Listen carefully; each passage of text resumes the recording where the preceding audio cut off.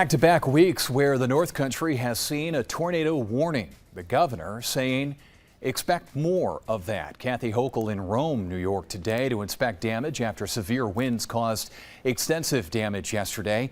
Part of that same system that ripped through the North Country, bringing down power lines and trees in Sackett's Harbor and creating flash flooding again in Lowville.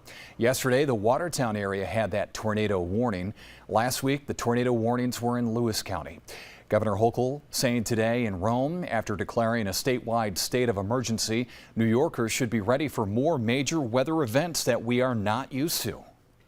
These extreme weather events are no longer the abnormal. They are the new normal. Meanwhile, U.S. Senators Chuck Schumer and Kirsten Gillibrand want the region to be declared a major disaster area by the Federal Emergency Management Agency, that's FEMA. That could provide funding for public and private losses to property.